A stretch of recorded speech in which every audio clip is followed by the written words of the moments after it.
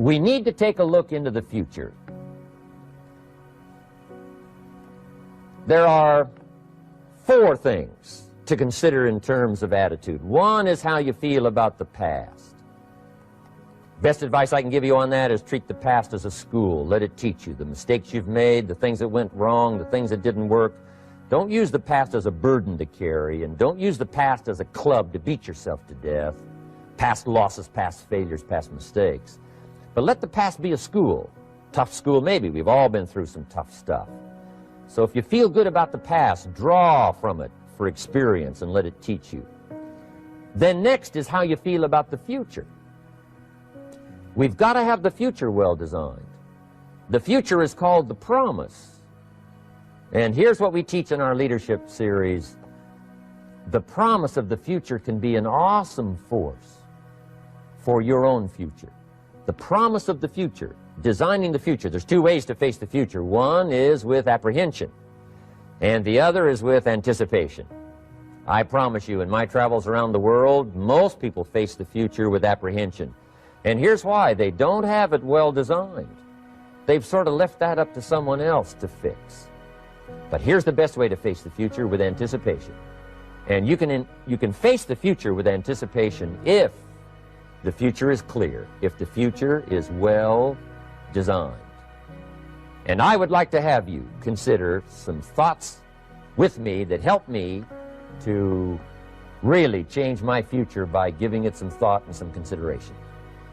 And here it is. In setting goals, it's very simple. Number 1, decide what you want. You just take a little time. You sit down and say, what do I want? What kind of skills do I want? What kind of income do I want for the future? What would I like? Where would I like to go? Places I'd like to visit. Habits I'd like to acquire. Skills I'd like to have. You just take a little time to think about what you want. Economics, friendships, people you'd like to meet, places you'd like to go. You just take some time. And then I suggest, when you've thought about what you want for the future, make a list. Just jot it all down. It's really a very simple process. And then here's number 3. Keep all the old lists. I'm telling you, this served me so well, keeping my old list of goals. I look back now 10, 20 years ago at goals I set, lists I made, and I smile now because here's what I thought was so important, 20 years ago. Now some of those things aren't even on my list. I've got a new list. I've grown, I've changed, I've matured.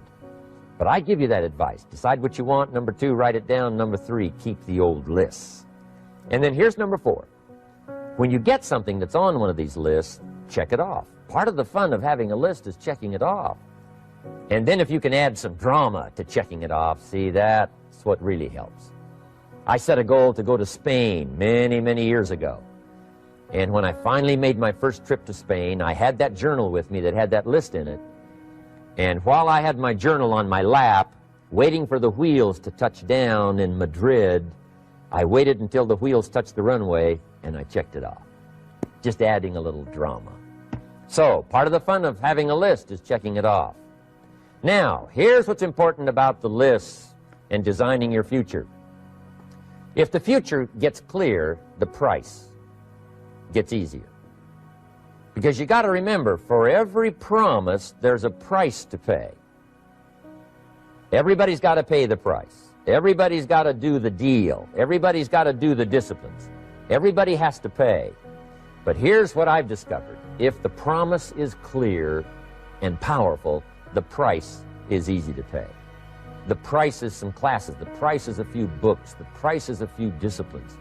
The price is finding something that'll make your life better, make you grow, make you change, make you develop. So the first part of the key is to design the promise. Then, what is the price to pay? I'm telling you, the price will be easy. Anybody in my audience can pay it, no matter where you are, where you come from. Color doesn't matter, religion doesn't matter, where you grew up doesn't matter, circumstances don't matter. I'm telling you, if you'll make the promise of the future clear for yourself, the things you want, the places you want to go, the things you want to have, the person you want to become, the skills you want, the homes you want, the future you want, the friends you want, all of the values of life that you could possibly want. If you'll make that clear, make those lists, and be serious about it. I promise you it's an easy price to pay. Anybody can pay it. And the best advice I can give you is, if I can do it, you can do it.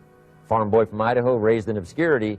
I changed my life, turned it upside down, turned it all around, found economics, found future, found promise, and if I can do it, you can do it. So, start setting your goals and see if you can't get a better excitement going for the things you want to accomplish for the future. Now here's my third subject, and that's called financial independence. Oh, by the way, before I get to financial independence, let me cover one more point. One of the major reasons for setting goals is for what they make of you in achieving them. My teacher advised me when I first got started at age 25, he said, Jim, why don't you set a goal to become a millionaire? He said, it's got a nice ring to it, you know, enough zeros to impress your accountant. And he said, I'm here to help you. You're only 25 years old. You've been to 1 year of college. You've got a beautiful family, every reason to do it. Why don't you set a goal to become a millionaire? And he said, here's why. And I thought, he doesn't need to teach me why. Wouldn't it be nice to have $1 million? He said, no, then you'll miss it. He said, here's why. For what it will make of you to achieve it. I'm telling you, that statement changed my life. Set the kind of goals that will make something of you to achieve them. He said, now, once you become a millionaire, what's important is not the money. I thought, that's kind of strange teaching. He said, honest, it isn't important. He said, you could just give the money away. Now, I did better than that. I lost it all. By the time I was 31, I was a millionaire. By the time I was 33, I was broke. And I'll tell you a little bit about that story later. But when I lost all my money, guess what? I found out Mr. Schoaf was right. What was valuable was not the money. What was valuable was what I became to earn the money. The skills I had, the knowledge I had about the marketplace, the values that I had going for me. They were more valuable than the money. And here's an important statement to remember. It's not what you get that makes you valuable. It's what you become.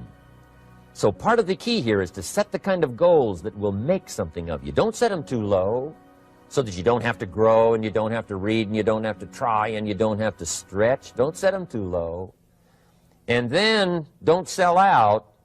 Don't go for something that's going to cost you your virtue or cost you your values or sell out your principles. There's a good middle road here to follow. Goals that will inspire, goals that will help you grow, change, develop, and become better than you are. Okay.